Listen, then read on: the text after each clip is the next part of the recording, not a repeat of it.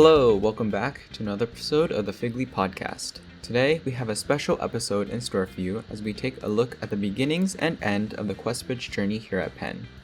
In this episode, we'll sit down with two incoming freshmen, Stephania and Ashley, who both matched to Penn through QuestBridge, along with a graduating Penn senior, Sierra, who also got in through QuestBridge.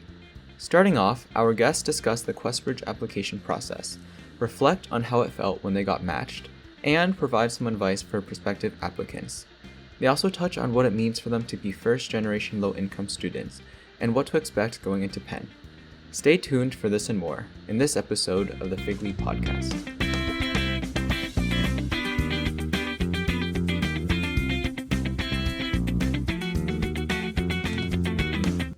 Hello and welcome back to the Figly Podcast. My name is Emily and today I'm joined with Sierra, a senior at Penn, and Ashley and Stephania, both incoming freshmen at Penn. How are you guys doing today? Good. How about you? Pretty good myself. So before we start, would you guys like to introduce yourselves? Yeah. I'm Sierra. I'm a senior in the College of Arts and Sciences, and I'm originally from Los Angeles. And what do you study? Oh, I study sociology. Very cool. Stephania, do you want to go next? Yeah, I'm Stephania. I'm from Southern California, and I will be attending Penn, studying at the Wharton School in the fall. Hi, I'm Ashley. I'm also an incoming freshman at Penn, and I will be studying at the College of Arts and Sciences, and I'm from New York City. Okay, very cool. We got a good spread of people from different places. Okay, so before we start with the nitty-gritty, we're gonna do an icebreaker. So, to start off, since it is the new year, what is one New Year's resolution that you guys have for this year? Dang. Okay. One New Year's resolution for me is learning how to budget because I feel like with graduating soon, I really want to have a good grasp of, how to manage money in a responsible way. So that has been interesting because I love clothes. I really love thrifting. And so I've definitely been watching that budget since I've been back. Yeah, definitely. I feel like even as a senior now, I'm like also still learning how to budget, especially with like the Penn financial aid and everything. I kind of just like never really thought about money, but I definitely am on the same boat as you. My New Year's resolution is to improve my time management. I feel like as I am entering my second semester, I'm kind of getting my senioritis, so I need to start like getting more on top of my work as I finish. Valid. My New Year's resolution is to improve my social life a bit because I feel like freshman year I was super social, and then like as time has passed and the work has piled up, I've definitely downed like downed my social life. And second semester of senior year, I want to spend as much time as I can with my friends. Mm. Very nice. Yeah, I feel like it's like crazy how like we're all seniors, but at like different stages. Oh yeah. Okay, so for Ashley and Stefan, is this Stefania or It's Stephania. Wait, Stephanie? I'm so sorry. Okay, No, so it's okay. Stephanie and Ashley. First, congratulations for being matched with Penn within QuestBridge. How does it feel? Feels super crazy. I still kind of don't believe it, but yeah, I'm very Yeah, grateful. it feels very surreal, but I'm like so grateful, and especially to be committed now. Is like I see all of my friends still waiting for their decisions. Like I'm so happy to be where I'm at. Yeah, definitely. How did you feel, Sierra, when you first got matched? Oh, I feel like it was really weird because it was still virtual. So the time, I don't know if guys know what SDLC, like the Student Diversity Leadership Conference. And so I was like virtually attending that. And I remember like the QuestBridge results came out in the morning, and I didn't want to be with anyone. I mean, you couldn't really be with anyone, but I was like, I wasn't gonna invite my mom or my brother. And I was like, this is personal. So I just like, I got the email. I was like, great, let me open it. And I'm just in my room. I have like a video. It's just like me and my phone staring at me. And then I'm like, oh my God, I matched. And I was just like so in shock. I never been through the like I didn't match through QuestBridge. I did like RD and without QuestBridge. So I was just wondering, can I guess one of you guys like go through what the QuestBridge application is like for like our audience? Yeah, basically the deadline is really early. It's literally, I think, end of September, at least it was for us. It opens in July, and I think prior to the National College match, which is the one that we all got in through Penn, there's a program for juniors, and it's called the National College Prep Program, or I Yeah. think. Yeah. But the application is really long. There is a lot of supplements, like the first round, and then you have to get into the finalist round, and then from there is when you match to Penn and you apply to your schools and you rank them. And then like I guess after I guess Sierra would know. So like after you match, what do you do? Honestly, I feel like you kind of just carry on. Like it was like you found out and then like you're done. Like this I withdrew a couple of applications that I had out because I was like, well, I can't go here. And then I guess I mean you should still study for your finals. I didn't study as hard as I would have, but you know, still classes. But I think like senior spring you feel very like relaxed because I feel like throughout high Mm. school all the pressure, like I need to get the best grades, I need to do this. And I think it was definitely like a big, burden off. And like Stephania was mentioning, you just like you're like, okay, I need to like enjoy the time I have left. So definitely like, spend time with your friends, like fun things, club activities, things like that. I guess like for you, Sierra, how is it transitioning in the summer? Like, did you connect with other QuestBridge, like Penn matched people, or was it more like you kind of went in without knowing anyone? Yeah.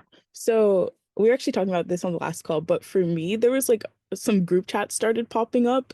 So there was like a QuestBridge group chat on like Snapchat. There was like a Southern California one, like kind of LA kids one. So I know one girl, she hosted like a couple meetups, so I went to that just to like meet other students. And then, the Instagram accounts start going off. So you have like the Penn 2025. So everyone started like posting on that and messaging people. So I started like messaging people.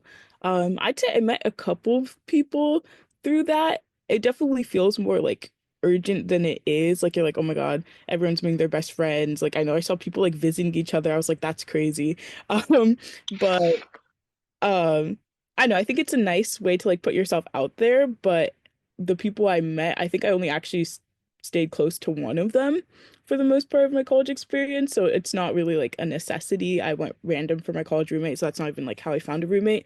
But I think it's nice, like if you have the opportunity, why not just go meet people? Because I think it's like, a good jump start. But like if that's not how you end up finding your best friends, that's totally okay. I think that was kind of similar to me because even though I didn't do the match, I had that community of like QuestBridge people at Penn.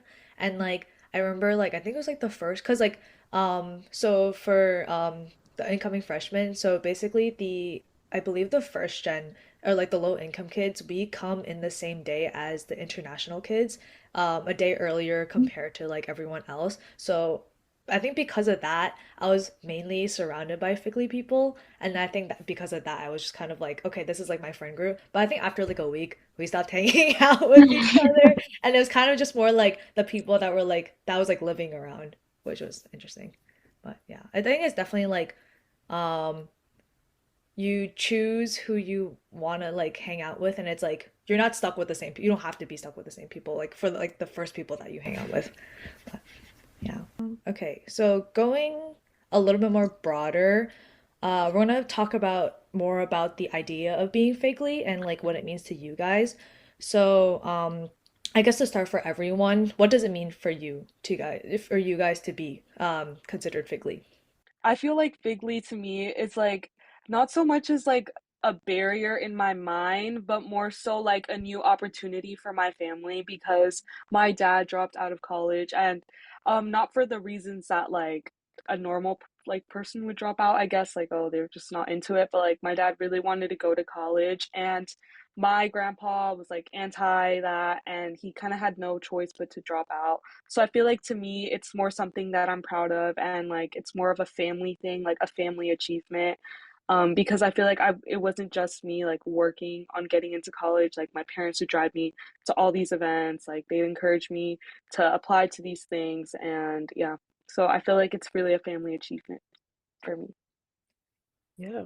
I'd say similarly, like for me, my grandmother, she was born in Sierra Leone, that's where my mom's family is from, and like her or I guess her father, like didn't believe women should go to college, so like the most I guess technical education she could do was like secretarial school, and that's like what got her to the United States. So I think because of that, like education is really important to like my family and my mom especially. And so I feel like she had very high standards for me, just like from an early age. And I think that really instilled in me the importance of like, I don't know, pushing yourself and like trying to do the best possible because, like Stephania said, it's not just like for you, it's for your family. And so, yeah, I think just like from an early age, like my mom was like, okay, we're gonna do that extra work, like the extra math problems, the extra reading assignments, things like that. And so by the time I got to high school, I was like, okay, like my mom just like really stressed the importance of education. And so like that was really important to me to, I guess, kind of like make my family proud. Yeah, I completely agree. I when I first got my acceptance, like the first people to come to my mind were obviously my mom and my sister, who are my role models, and I wrote a lot about them in most of my supplements. But I think also to me, I think it just means working hard, but also like in a sense like having to prove to myself that everything that I have achieved is worth it and that it will come true and I deserve it. I think it's definitely something that I struggle with a lot is telling myself that I deserve it and like everything that I've worked for is obviously now in my hands and it's so Yeah, surreal, but yeah. Yeah. I completely agree. I feel like it's kind of like more of a physical thing too, like because sometimes you're like, oh, like you're working so hard all these 4 years, and like the one thing that you want is like that acceptance. And like now that like we kind of have it, it's kind of like hard to process because it's kind of like, all right, like what do I do now? But like at the same time, you're proud of yourself because like you worked so hard Yeah. and now I have it. Yeah, and also like kind of adding on to what Sierra was saying, when she was a child and her mother would push her to work hard. I think it was the same for me, but also in a sense, I think I just psychologically kind of knew that I had to do it myself and I had to work hard. I know so something my mom always says is like that she never has to worry about me in school. I've always handled it on my own and I've always like been great on my own. So Yeah. That's definitely great to hear. Like that you guys like see the fake identity as like an opportunity to like do things and like it's a strength and like it'll help you like kind of like push you to like do better and like I guess like see that there's like greater things than you when it comes to like what you're doing in life, which I think is very valuable. But I guess like to what you guys were kind of saying, do you guys feel like the fake identity has been an advantage more so than a disadvantage in your life? I think overall, yes, but I feel like that's not to say that there haven't been difficulties.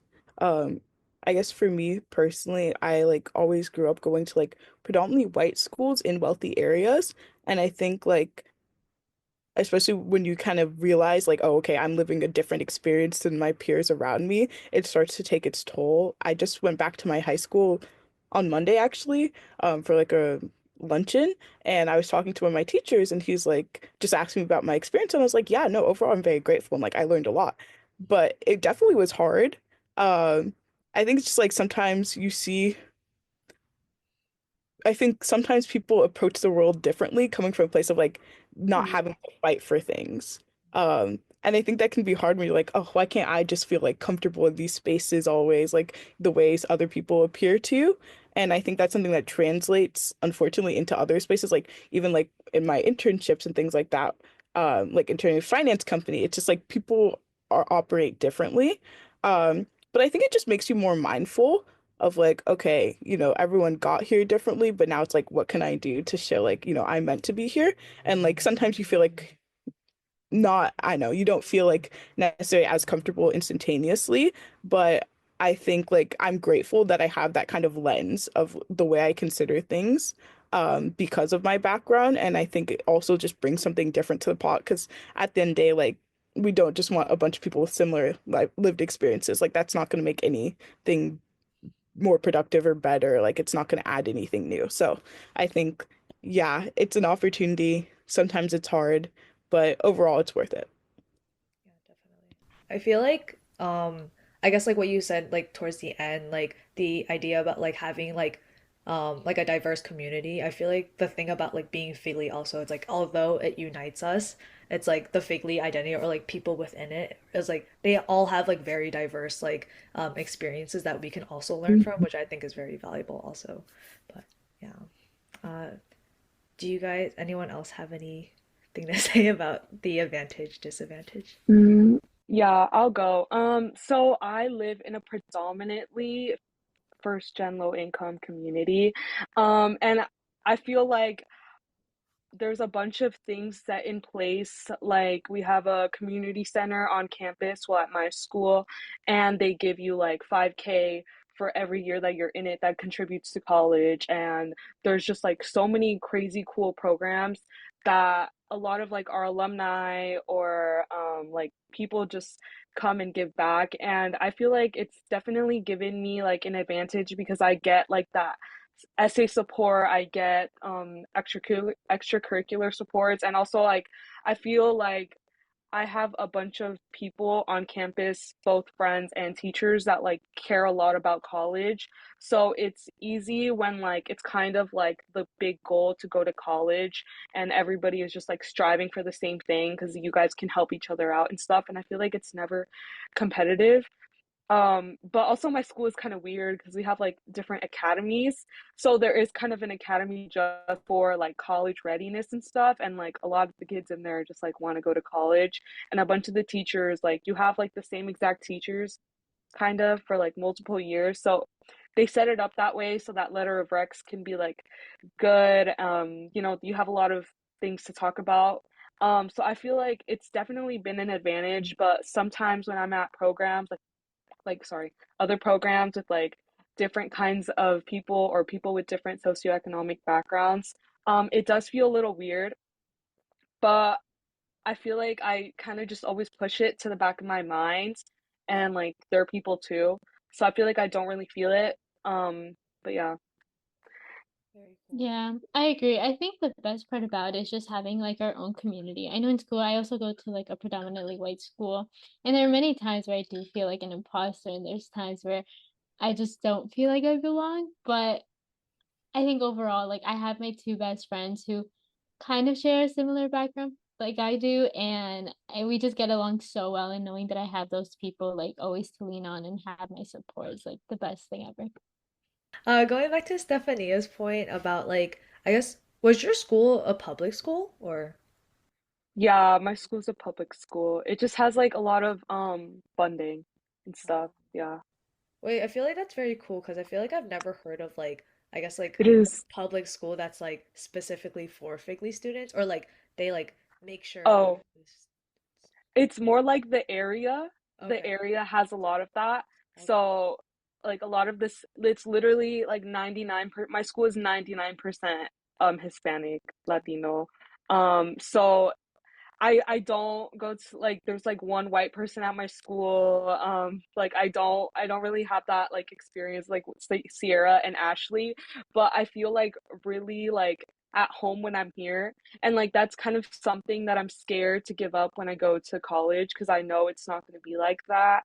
But yeah. Yeah. I feel like definitely, at least for my friends that came from predominantly white schools and they come to like Penn, they definitely see like Penn is very, very diverse and it's just like I think although there's so many different people here, you'll definitely be able to find your community. And I think that was also something that I worried about, but then like in the end it's like you kind of just like fall into like the right places sometimes. And it's like, yeah. Sierra, do you have anything else to add? Oh yeah, I'd echo you, Emily. I think like the nice thing about coming to Penn was like, okay, there's so many people with different backgrounds. Because I feel like people called my high school a bubble, and I think that was true. But it's like at the end of the day, you have the choice to connect with people on different like levels and different reasons, which I think is really nice. So like, I have my friends who like have similar like, financial background, and I have my friends who are also like black, and I have my friends who also love music, and I have my friends who love this. And so it's like I feel like it's a very like well-rounded community that you get to form. Yeah, definitely. Just one curious question. Did you guys always know that you were figly, or was it kind of like later on in life that you kind of had like you realized you're like, oh, I'm figly? For me personally, I think it was later on because my elementary school, it was a very diverse school. So I was exposed to a lot of different cultures and backgrounds. So I never really thought anything of it growing up. I don't think it hit me until I entered high school.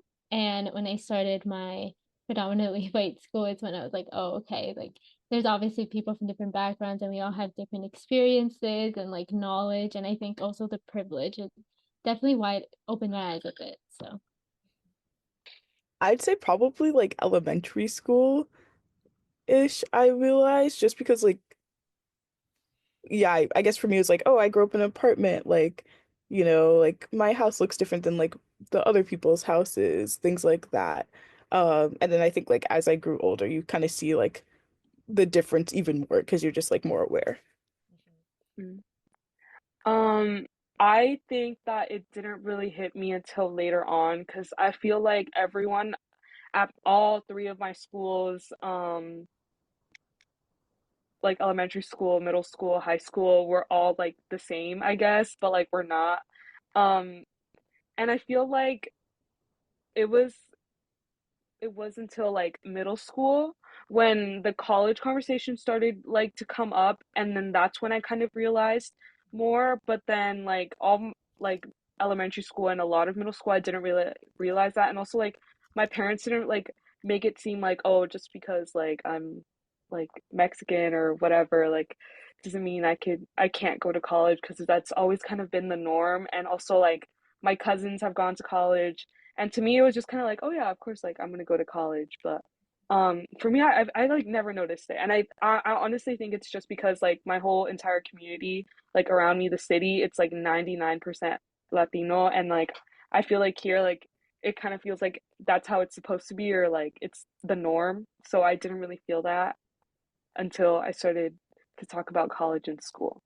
Yeah. Yeah, I completely agree. I think the college conversation definitely opened it up. I don't think I ever heard the term figly until I think I started researching probably freshman year, and that's when I encountered the word and I realized that I was actually a part of it. Yeah, I feel like you guys definitely like learned about the word figly a lot earlier than me because I think I only realized I was figly until I got into Penn.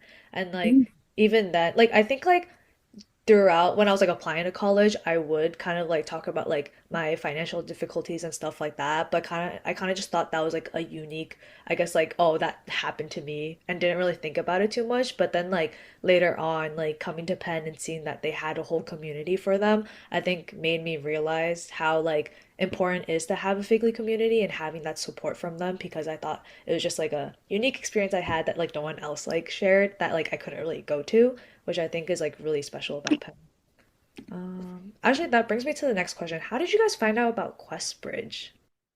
I'll go. Um, okay. Oh, okay. So I'm sorry.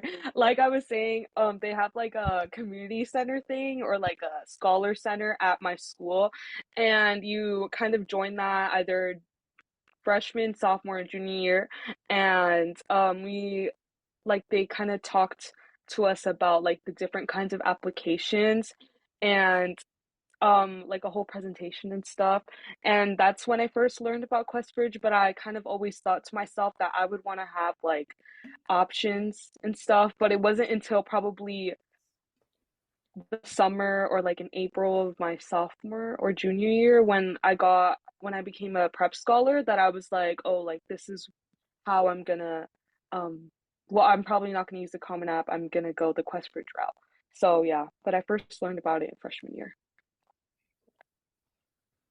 I think I first learned about it, I think probably in middle school, because I have a cousin who also went to an Ivy League and she applied through QuestBridge, but she ended up not getting in. So she also did regular decision. But I think she exposed me to it. And then once I entered high school, and I also have like a community center and the college board who helps all the students do their applications, that's when I realized that I could actually do it myself, and that's also how I got help.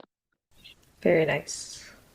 My QuestBridge finding out story is kind of weird. One of my my mom was talking to one of my brother's friend's parents, like my brother's friend's like parents, and I guess they're talking about like college, and she's like, oh, there's this really good college counselor that like everyone wants, like have a meeting with him. And so we had this one meeting, and I go like he meets me like at like a restaurant near school, and my mom was like, you better call me, like keep me on the phone, like he's gonna say really important things. And I don't know why I swung super sassy, and I was like, nah. Anyway, not my finest hour, okay? But I have this like meeting with him. We're just talking about like grades and like extracurriculars and like college stuff. And he was like, "Oh, you should apply like when you have the chance to this program QuestBridge. This is sophomore year, I think, was this meeting, and so it was like a year before. And he's like, you should apply to QuestBridge and like this other like summer program thing. And so that's how I found out about it. And then, I talked to my mom about things that we talked about. And then the next year, I was trying to do the application for the college prep scholars. I didn't end up doing it. I did something else over the summer, but for like actual college, it was like, okay, you're definitely doing this. So, yeah. Very cool. Yeah, I think the way that I found out about QuestBridge was I think like because it was COVID during our time, Sierra. So I remember I think like QuestBridge sent me an email, but I thought it was like some like spam thing. And then once it like I think they said like oh like we're extending the app like the deadline because of COVID. So I was like oh like school's like over I guess. So maybe I'll like apply to it. And then I remember after I like got accepted to like the college prep scholars, I was like oh this is probably a real thing. And then I was like okay now I believe it's not spam. But yeah. Okay. I'm gonna move on to the last section. So, do you guys have any advice for people that are applying to college or any challenges that you feel like came up that you wished you knew earlier? I'd say a couple things.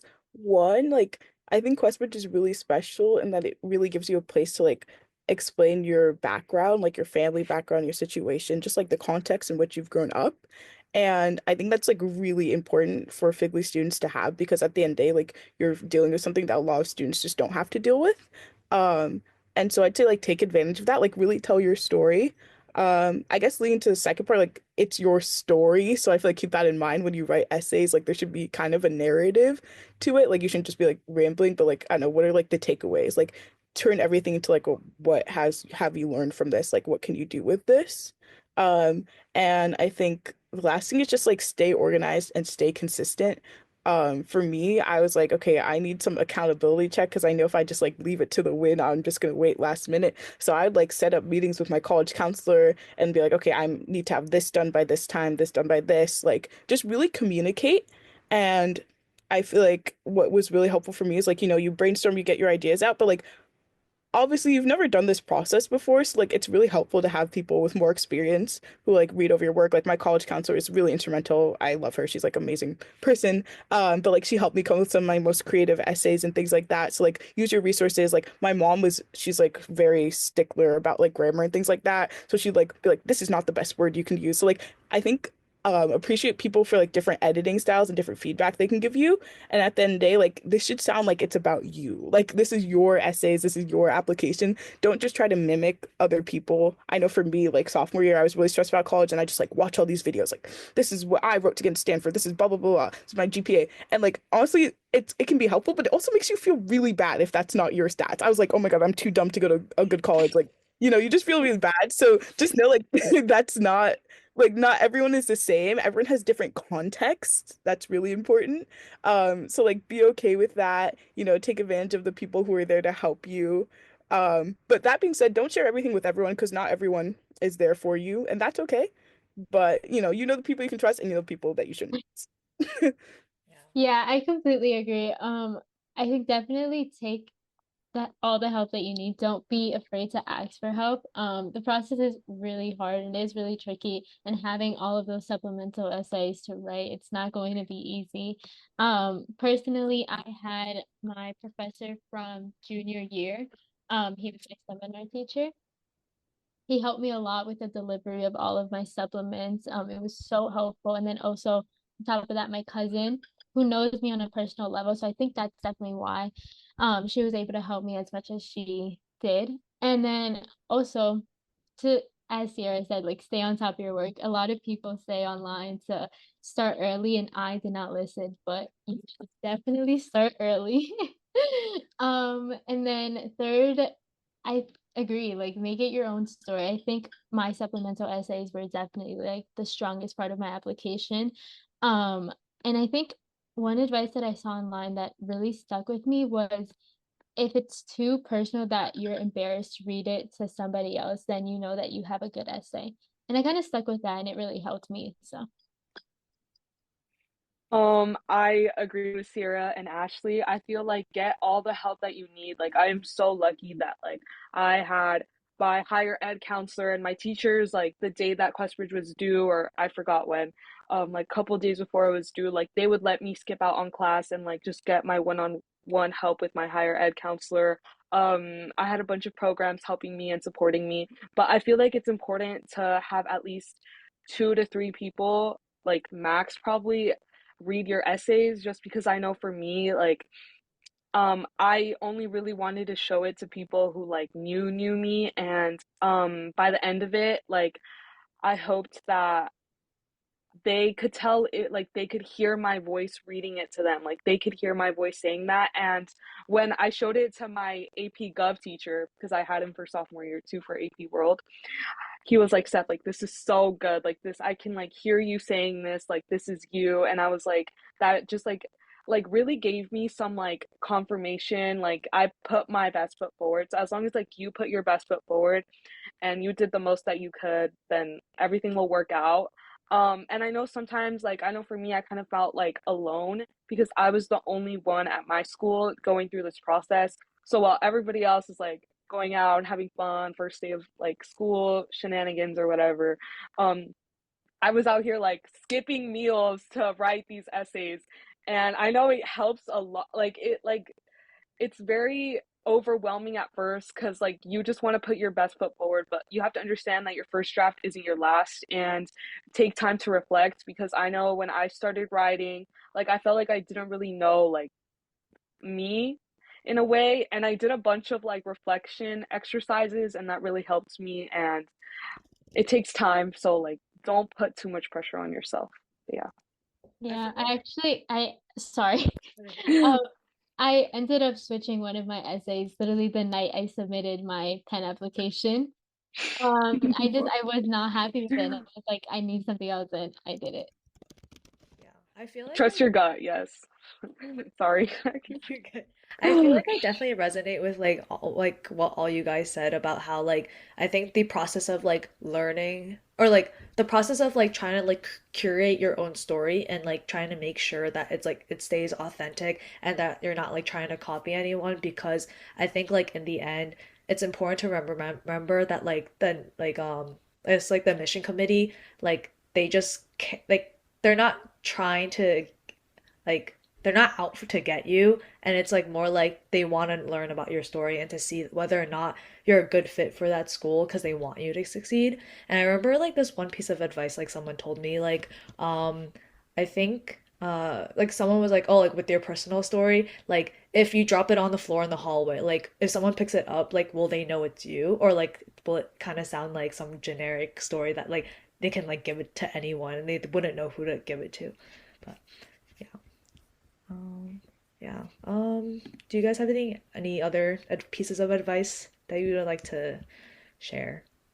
Quick plug, get a matriculate college advising fellow if you can. That also helped me. And yeah, I worked them for a few years. Yeah, I also agree with the point that Sierra mentioned earlier that there's going to be people that do support you, and also there's going to be people who just won't. I think definitely if you can just support everybody because you're all in this together. Essentially, you're all going through the same process. Yeah, I think essentially just the big message is to support all of your peers. You're all going through the same thing. So. Yeah, I'd say definitely like when I matched the QuestBridge, I had a couple people who were like, "Hey, like you already matched, can you like help me with my essays?" And honestly, it was so fun. I was like, I don't know what I really know, but I just really like college essay writing. I think it's so fun, and like it was really nice to be able to just like help people who had questions. Yeah, definitely. And it's also really fun, like I guess like reading about people's stories and how they like see themselves like in the essays, which I think is really cool. Okay, so for our final section of the episode, Ashley or Stephania, if you guys have any questions for me or Sierra about like transitioning into college or like anything about Penn, this is your time. Um, Um, you can I'll go. go. Okay. Okay. Um, so since we're freshmen and you guys were seniors, I was wondering if there's like one must do thing that we should do like before we were to graduate, like a club we should join, an experience we should try out, a class or something. Yeah. Okay. I feel like there's nothing specific I can think of right now. Oh, you know what? Get a Wilcaf chocolate croissant. Make sure it's heated. Those are good. But more importantly, I feel like just do one thing that you never thought you would do. Like for me, this past year, I went to an EDM festival with my friends, and like I would have never, like even if you'd asked me like a few months before if I would ever go to that, I'd be like, what are you talking about? But it was really fun. I don't know, it was just like a fun kind of senior year trip with me and a few of my friends. And I feel like those are the things that you look back on and you're like, wow, I'm so glad I pushed myself to do something like different that like I wouldn't have expected. So like, and I feel like I've had a couple of experiences like that in college that I'm just like really grateful I did. Uh, because I feel like that's the only way you can really grow.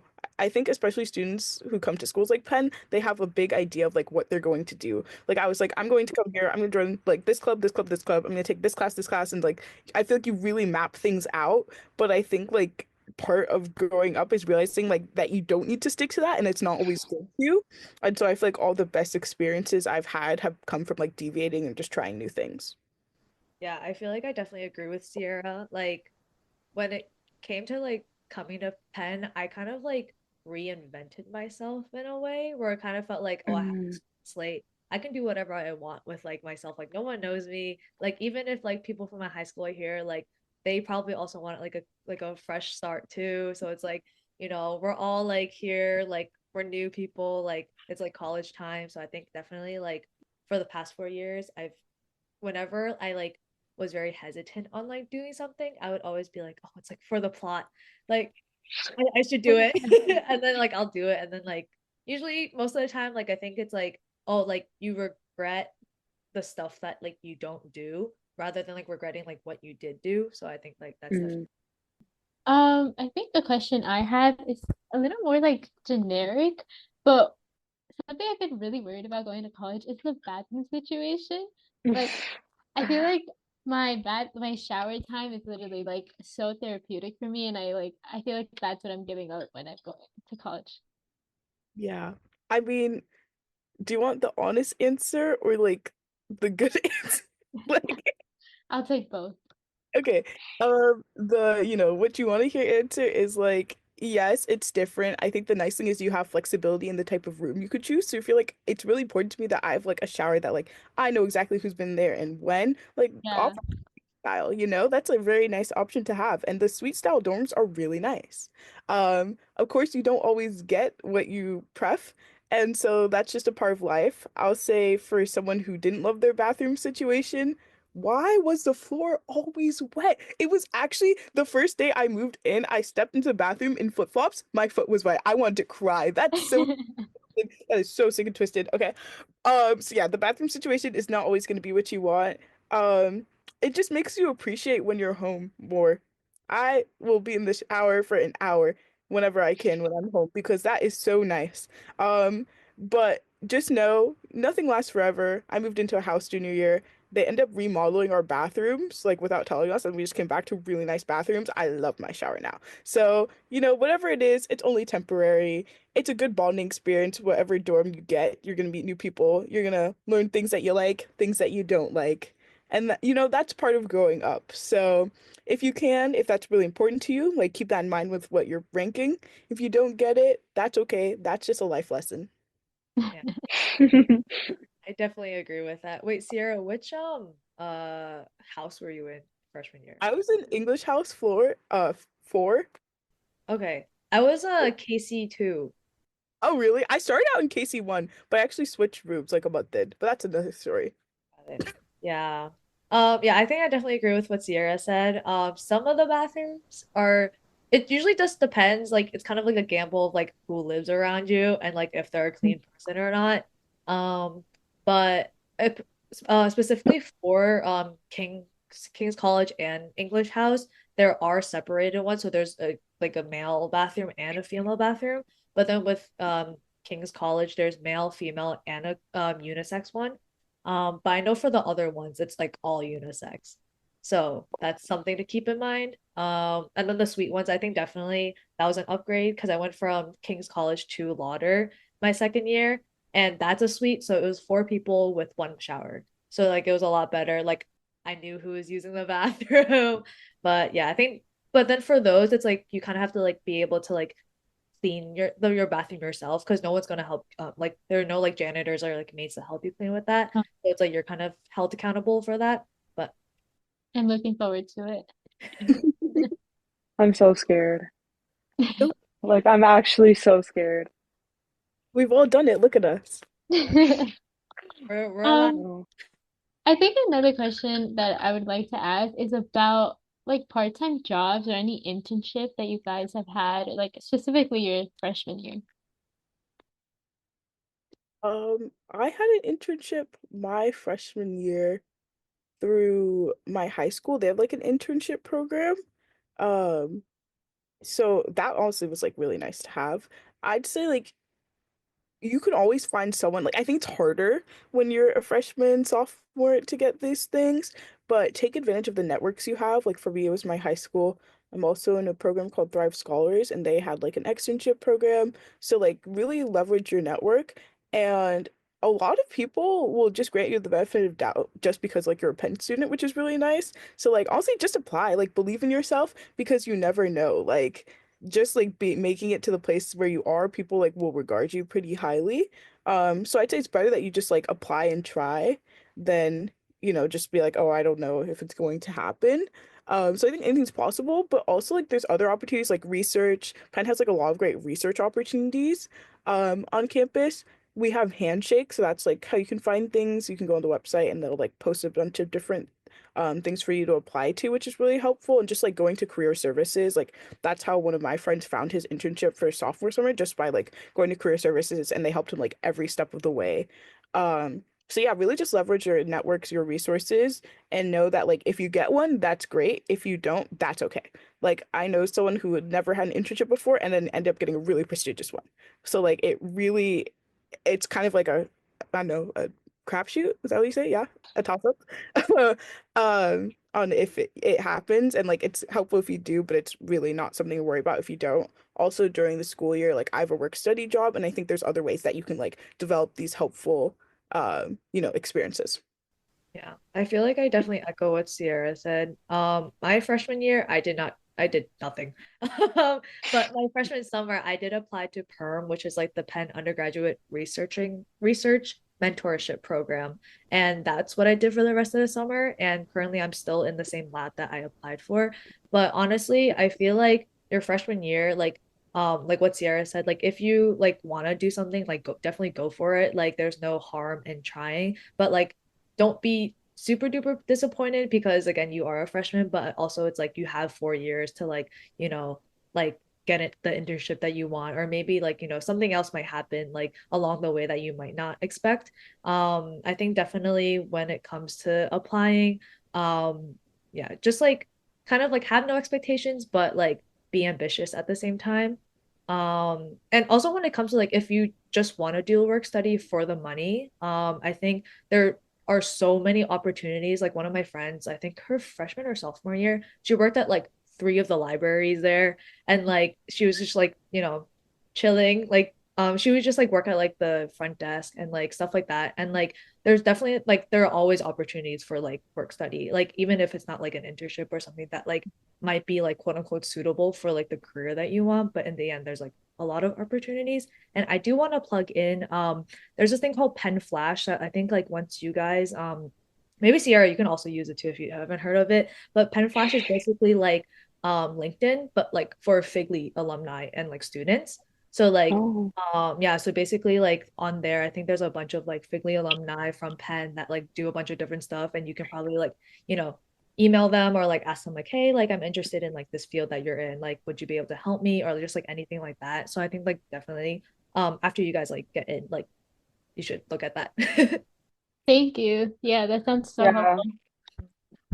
Yeah, that's actually how Um, like, some of oh, like yeah, oh no, go I was on. just gonna say that that's how sometimes me and Peter we like find some of like the guests that like we like want to Um, interview on Pen Flash because it's like um we are doing a career series right now and we're trying to get like a bunch of different like fields. So like sometimes we're both a little bit limited because we're both pre-med. So we're like trying to find like other fields through Pen Flash. But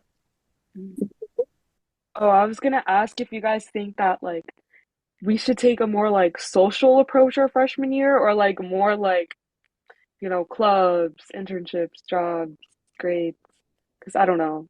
Like, I'm not sure if like I kind of want to like focus all my time on like one thing or I'm not sure. Yeah, or like clubs and stuff.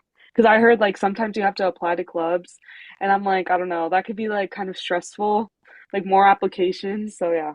I feel like when it came to my freshman year, I think there's like never a wrong way to do freshman year because I think it's kind of just like how you feel when you go about life, like I guess like freshman year. But I think when it comes to like focusing on clubs and internships versus social life, you can definitely do both at the same time. Like I know a lot of friends like, like maybe find their social life like in specific clubs. Like it doesn't have to be like academic clubs, but also there are social clubs as well. um, but I think also you can like it's like you won't be like spending time with your friends 24/7. And then it's like you definitely will have time to do things that you want to do. But I think it's just like in the end, um, as you like go about freshman year, you'll definitely learn how to manage your time and like what you want to prioritize. Yeah. I'd say everything in moderation. Like it's college, you're independent for the first time, and there's so many things that you get to enjoy.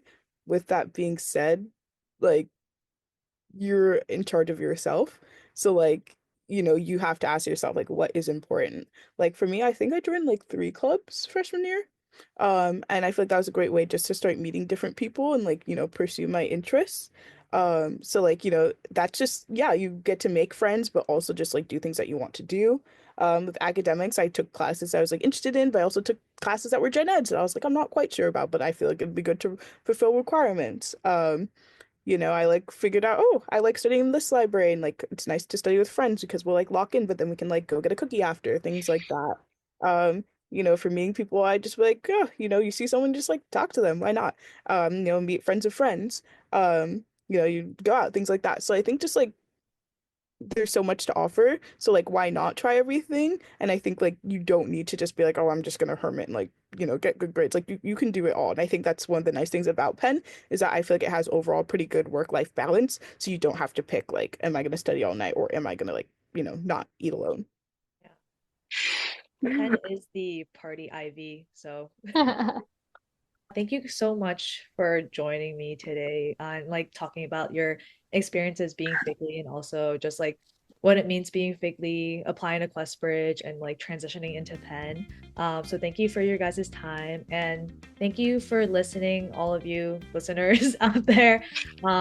If you enjoyed this episode, please feel free to leave a like or a comment or also listen to our other episodes as well.